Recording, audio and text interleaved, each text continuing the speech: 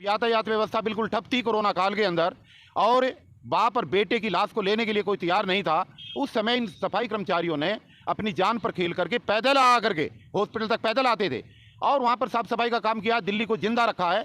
और ये भारत की सरकार, मोदी की सरकार मात्र 1 साल के अंदर ही भूल गई कोरोना। जो ड्रामाबाज सरकार है, और मोदी बिल्कुल बहुत, मोदी से बड़ा ड्रामेबाज दुनिया के अंदर कोई नहीं है। प्रयागराज की घाट पर बैठ के जो उसने वहाँ पर ड्रामा किया था कि 4 सफाई कर्मचारियों के चरण धो करके जो देश को ये बताने का काम किया था कि मैं इनके प्रति आस्था रखता हूँ, मैं इनके प्रति संवेदना रखता हूँ, वो सब एक ड्रामा था।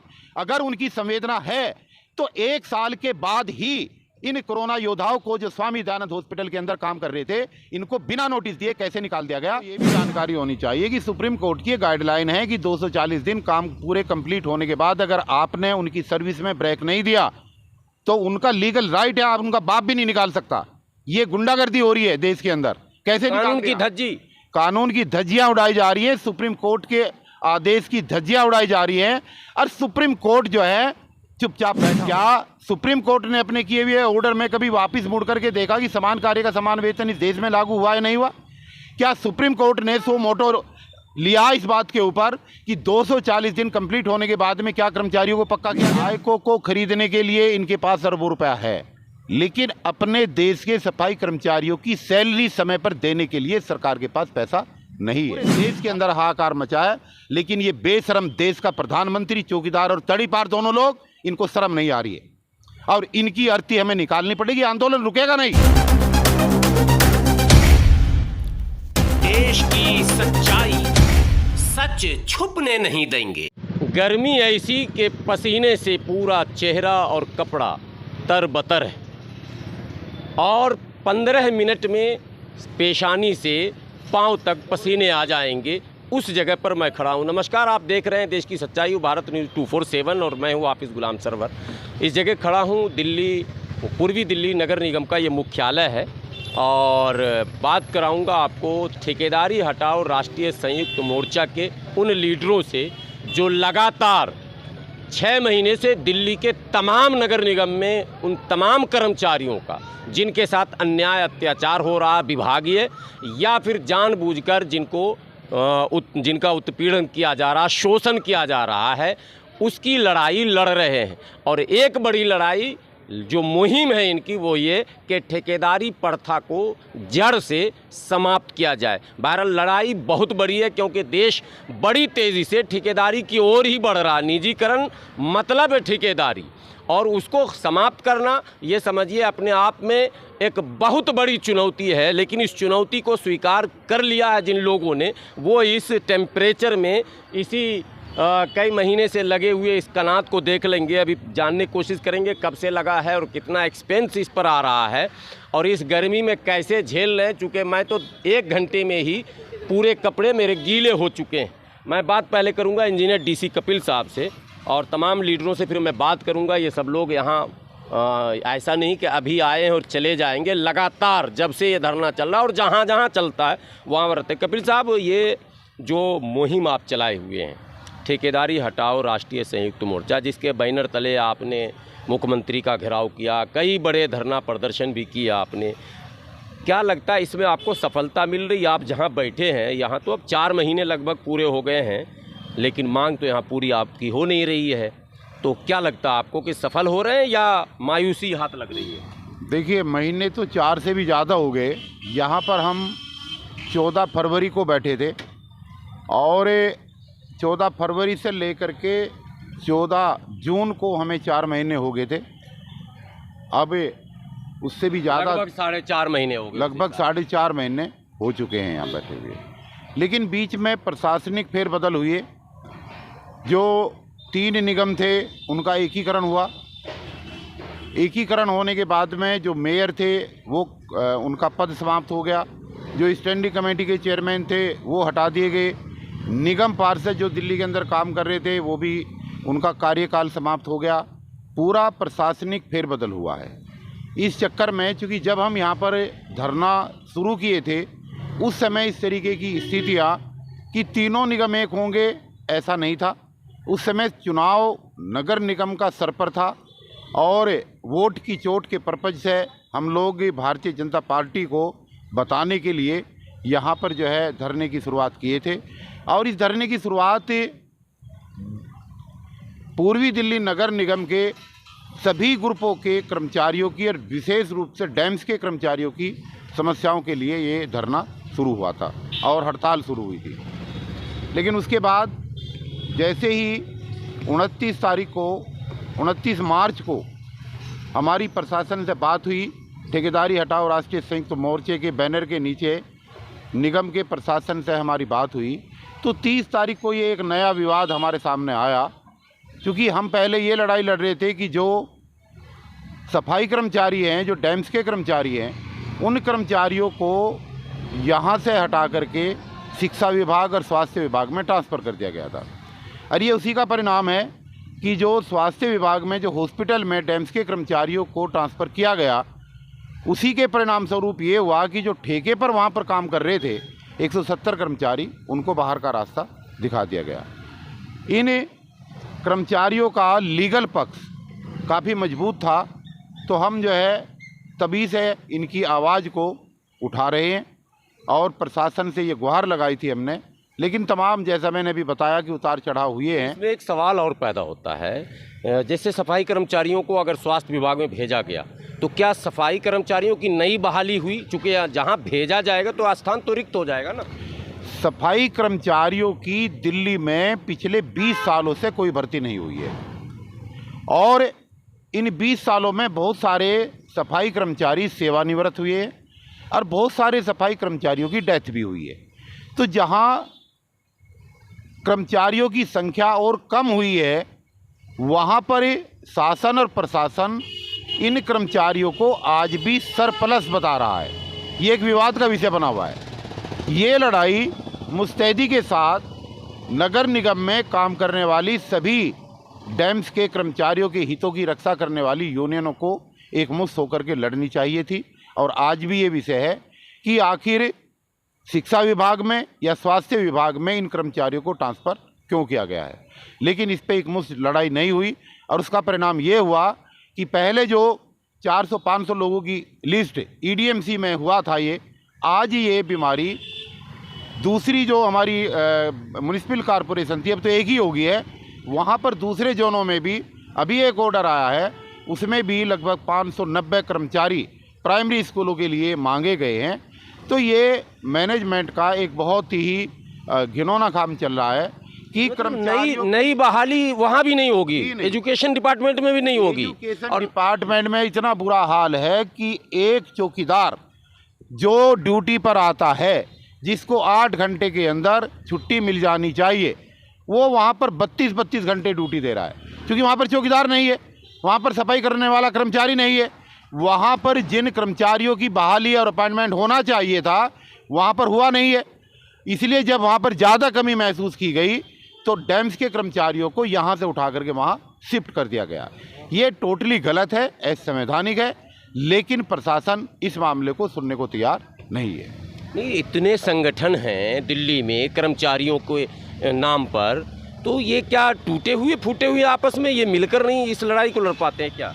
नहीं, ये तो दुर्भाग्य है। खैर, अब धीरे धीरे जैसे निगमों का एकीकरण हुआ है, उसी तरीके से कर्मचारी संगठन भी एकीकरण की तरफ धीरे धीरे प्रयास कर रहे हैं और बढ़ रहे हैं।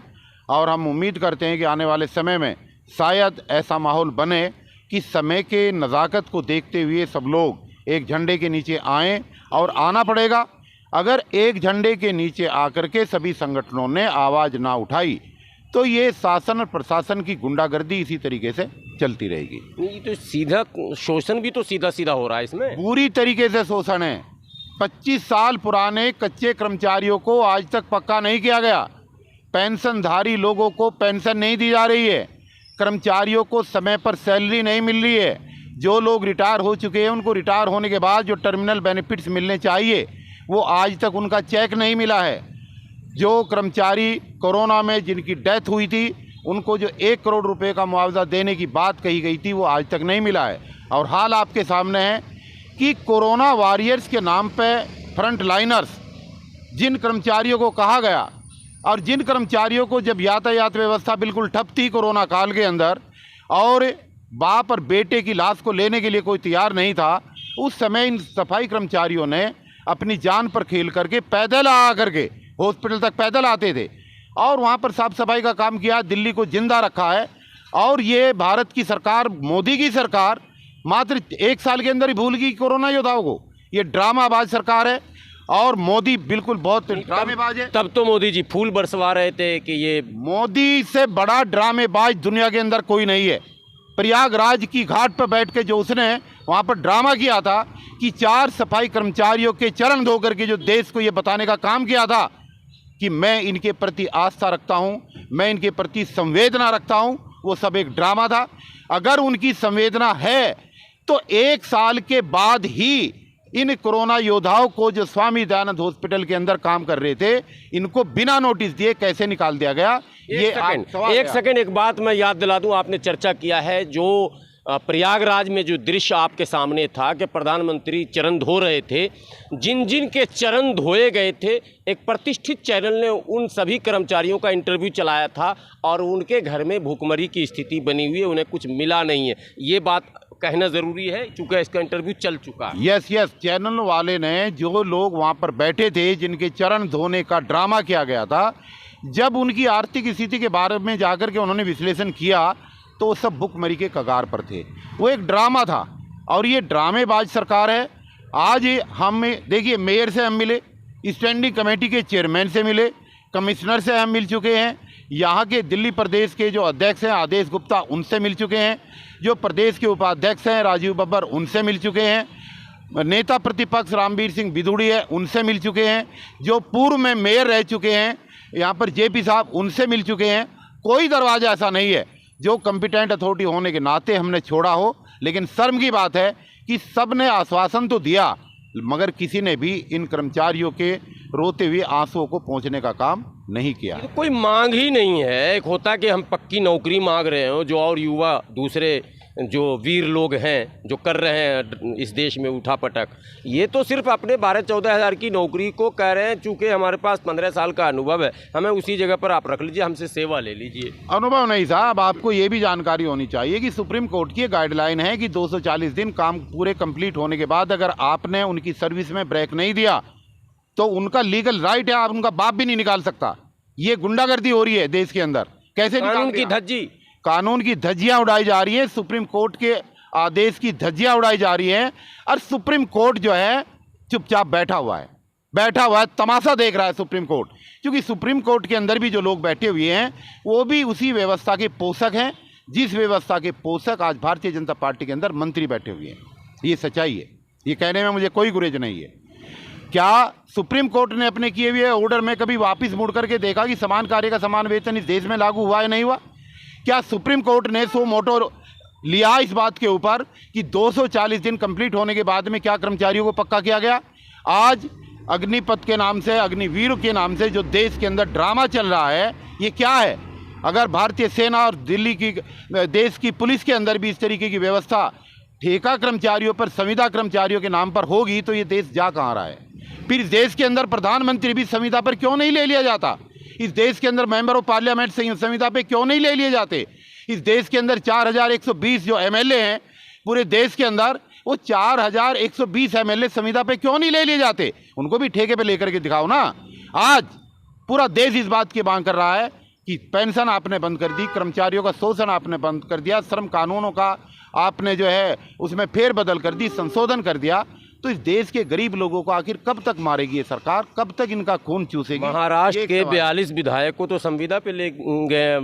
महाराष्ट्र के वो विधायक हैं, उनको रखा गया है आसाम में कॉन्टेक्ट। विधायकों को खरीदने के लिए इनके पास अरबों रुपया है, लेकिन अपने देश के सफाई कर्मचारियों की सैलरी समय पर देने के लिए सरकार के पास पैसा नहीं है। अपना मुख्यालय बनाने के लिए कई हजार करोड़ इनके पास हैं, लेकिन इस देश की सफाई व्यवस्था से जुड़े हुए कर्मचारियों का वेतन देने के लिए इनके पास पैसे नहीं है। ये एक सवाल है अपने आप में। क्या भारतीय जनता पार्टी का कोई काम रुक रहा है? क्या भारतीय जनता पार्टी आर्थिक रूप से कहीं पर लुट रही है? प्रधानमंत्री अलग अलग स्टेट में जाकर के अपने ध्रुवीकरण वोटों की वजह से वहाँ पर कई हजार रुपए का पैकेज की घोषणा करके आ रहे हैं। तो क्या इस देश के सफाई कर्मचारी इस प्रधानमंत्री को दिखाई नहीं दे रहे जो आज मर रहे हैं? और आज इस दिल्ली की बात नहीं मैं कर रहा हूँ, पूरे देश के अंदर सफाई कर्मचारियों को उनका मिनिमम वेज भी नहीं मिल रहा है। इस समाज के सबसे नीचे के पायदान पर खड़ा होने वाला ये वर्ग आज एक एक पैसे के लिए मोहताज है। और जिस गुजरात मॉडल की बात की जा रही है, मैं आपके चैनल के माध्यम से बता देना चाहता हूं कि गुजरात प्रदेश के अंदर सफाई कर्मचारियों को 3 महीने में एक बार सैलरी मिलती है और 3 महीने की उनकी पगार मात्र 15,000 रुपये है। वहाँ पर एक आयोजन होने जा रहा है, उन लोगों ने मुझे बुलाया है, वहाँ तक आप लोगों के चैनलों के माध्यम से वीडियो पहुँची है, पूरे देश के अंदर हाहाकार मचा है। लेकिन ये बेशरम देश का प्रधानमंत्री, चौकीदार और तड़ीपार दोनों लोग, इनको शर्म नहीं आ रही है और इनकी अर्थी हमें निकालनी पड़ेगी। आंदोलन रुकेगा नहीं। देखिए, जो शेरनी आने वाली 4 जुलाई को मुख्यालय पर आमरण अनशन के लिए बैठने जा रही है, ये सवाल ठेकेदारी का नहीं है। जैसे और लोग दूसरे विभागों में जाकर अपनी नौकरी तलाश कर सकते थे, ये भी कर सकती हैं। कोई ये लंगड़ी नहीं है, गूंगी नहीं है, ये जा सकती थी, कोई अपाहिज नहीं है। लेकिन एक स्वाभिमान की लड़ाई लड़ने के लिए 4 जुलाई को सिविक सेंटर के गेट पर जा रही हैं कि हमें हमारा हक चाहिए। बात सवाल नौकरी का नहीं है, सवाल उस प्रथा की व्यवस्था को बदलने का है जहां पर एक कर्मचारी के 14 साल उसकी जवानी के लिए एक विभाग ने, और उसके बाद में उसको बाहर का रास्ता दिखा दिया बिना ये कहे कि क्यों हटाया गया, बिना नोटिस दिए। अरे श्रम कानून भी ये कहता है कि किसी कर्मचारी को अगर आपको उसकी ज़रूरत नहीं है तो आप उसको 3 महीने पहले नोटिस देंगे और 3 महीने का उसको वेतन एडवांस में देंगे, तब आप उसको हटा सकते हैं। तो भारतीय जनता पार्टी के जो नालायक और नीच लोग बैठे हुए हैं, क्या इनको ये कानून नहीं पता? क्या यहाँ के मेयर को कानून नहीं पता था कि 3 महीने पहले नोटिस दिया जाता है? क्या कमिश्नर हरामखोर को नहीं पता था? ये सब बदतमीजी हो रही है। ये गरीब लोगों को गरीब समझ करके ये व्यवहार किया जा रहा है, लेकिन ये आचरण किसी भी सूरत में बर्दाश्त नहीं किया जाएगा। स्वामी दयानंद हॉस्पिटल के 170 कर्मचारी 170 नहीं है, पूरे देश का बहुजन समाज इसमें साथ खड़ा हुआ है और इस आंदोलन को सिविक सेंटर पर हम देश का एक ऐतिहासिक आंदोलन बनाएंगे।